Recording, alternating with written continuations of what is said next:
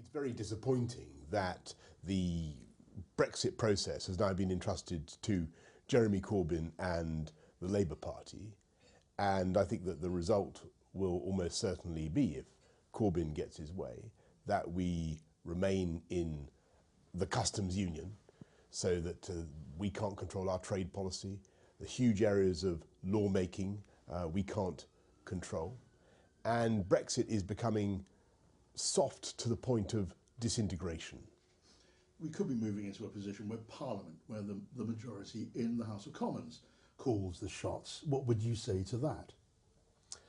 Well, I think Parliament should think about our responsibilities. They should think about what people were promised in 2016, and they should deliver a Brexit that really allows us to take back control of our money, our borders and our laws. And this really doesn't qualify, because you don't take back control of your laws, and you can't do free trade deals if you remain in the customs union.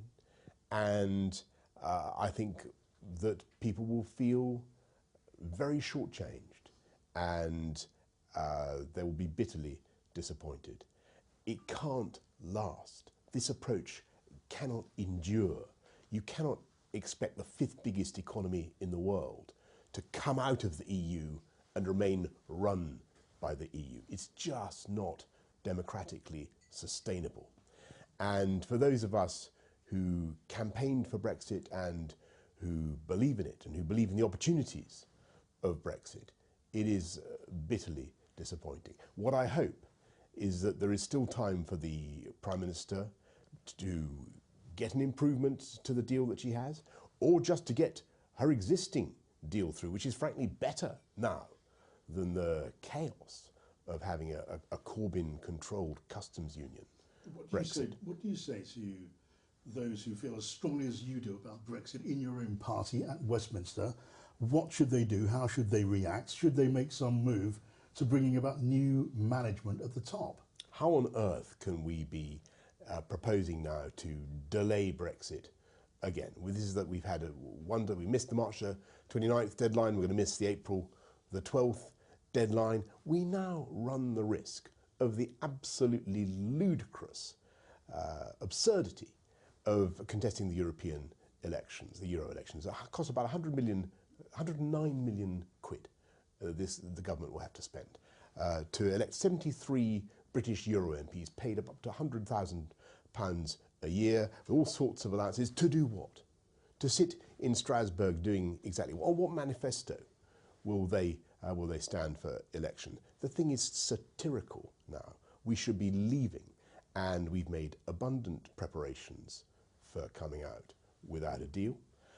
I had hoped that the Cabinet would decide to go down that route, because as you know, the withdrawal agreement has been defeated 3 times. You could manage a perfectly, as the Prime Minister herself has said, you could manage a perfectly successful no-deal outcome. And I think that is what the public wants. Is this the time, or is it too late, for a change of leadership? For some move, if it's possible, to change the leadership? And if that's the case, are you one who would wish to be the leader you argue the party needs now? What we need to do is get Brexit done. And I'll be absolutely clear, we also need a change of approach.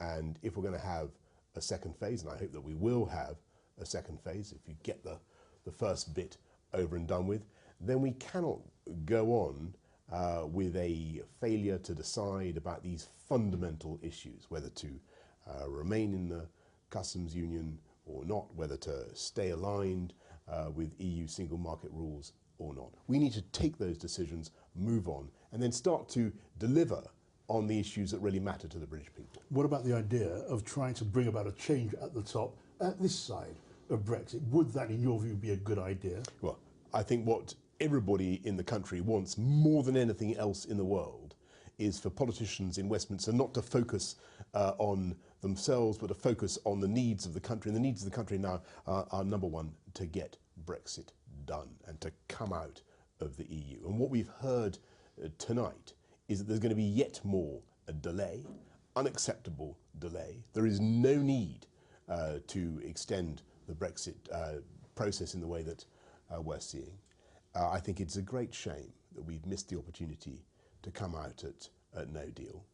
And as I say, I think it is bitterly disappointing that the climax of the Brexit process is now being entrusted to Jeremy Corbyn and the Labour Party, with the result that we're almost certainly going to remain in the customs union.